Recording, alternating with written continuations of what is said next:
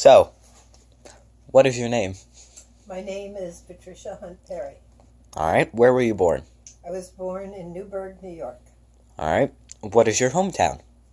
Newburgh, New York. Alright, what is the name of your parents? My mother's name was Marjorie May King, and my father's name was Wilbur John Hunt. Alright, when were you born? January 1st, 1938. Alright. Where did you go to school? I went to school first in Newburgh, New York, and then in Cornwall, New York, and then in Montgomery, New York, and then at Ohio Wesleyan University for a BA, and then at the University of Cincinnati to do some coursework. Oh, and some coursework out in California as well at a college there. And then I finished my doctorate at Syracuse University. Alright, what did you do for a living? I was a college professor. Alright. Did you have any children? And if so, how many? I had 2 children, Jeffrey, who is your dad, and James. Alright. And what was your childhood like? Well, it was a little challenging sometimes. My parents were divorced, and I can remember the First World War, actually. I remember when, the Second World War. The Second World War. I remember when it ended, all of the bells in the churches. There were about 40 churches in Newburgh, and all the bells in the churches were ringing. And how has life changed since you were 14 or 15?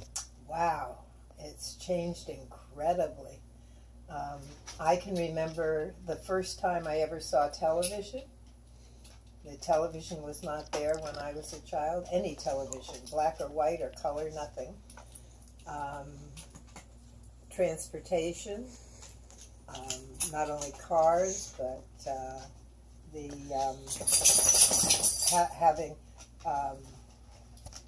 things like better airplanes, and also the moonshots and all of the space program. Everything has really just incredibly changed. What do you remember the most about the 20th century? What do I remember the most?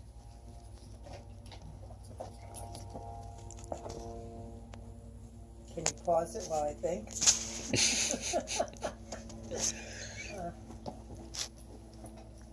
Well, I guess what I remember most is the Civil Rights Movement and the Vietnam War, because I was very much involved in the peace movement and in the Civil Rights movement.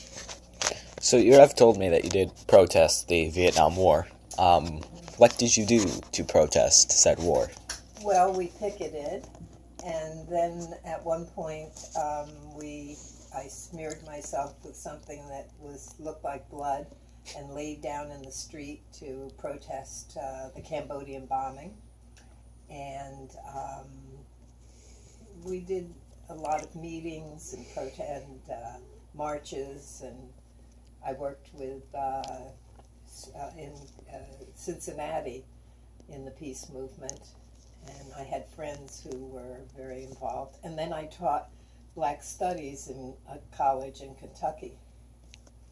And so, I know you protested the Vietnam War, but do you remember anything about the Korean War, which was before the Vietnam War?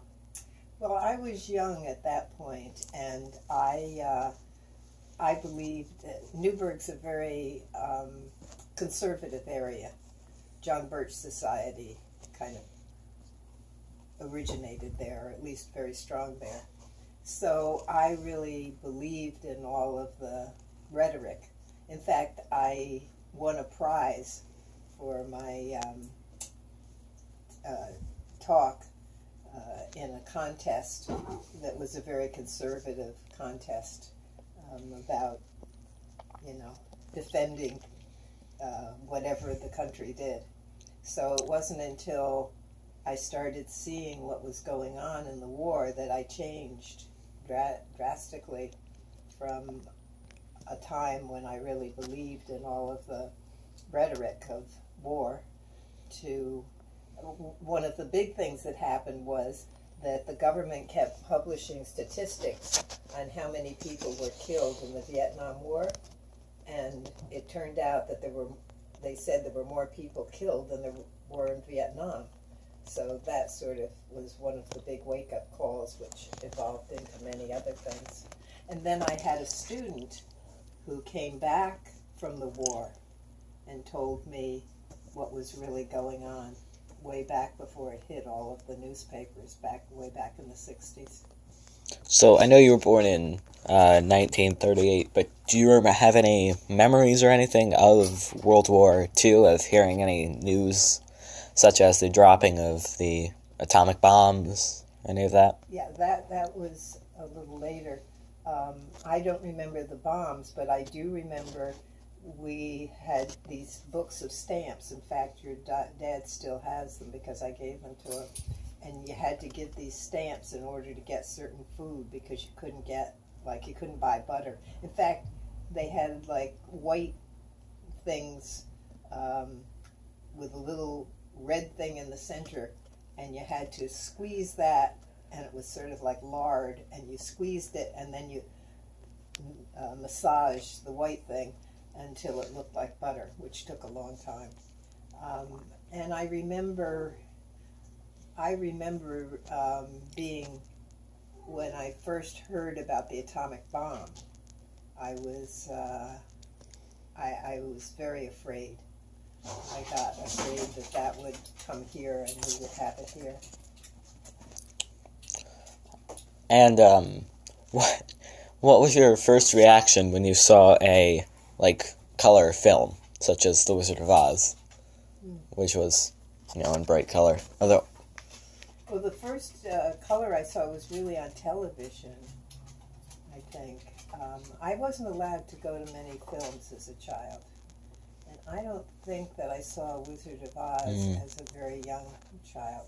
But I remember when I did see them, it was really like striking because everything had been in black and white.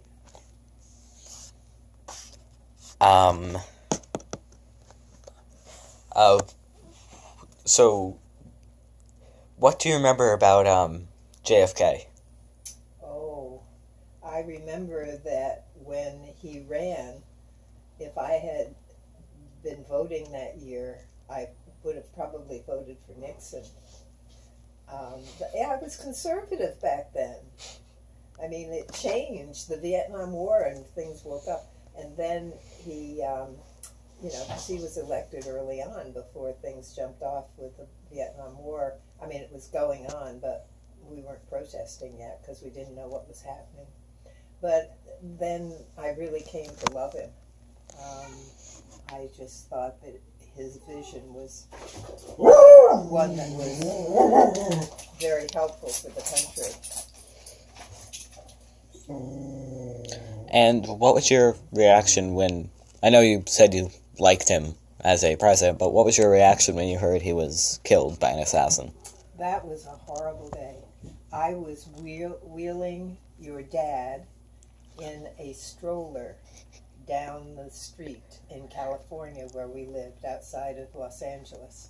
I still remember it very, very dramatically.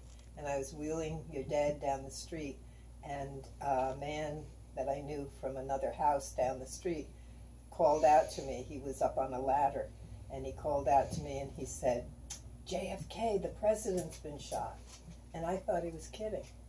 I didn't think that it was real. I couldn't believe it. It was a very sad time, a really sad time for the country and for all of us.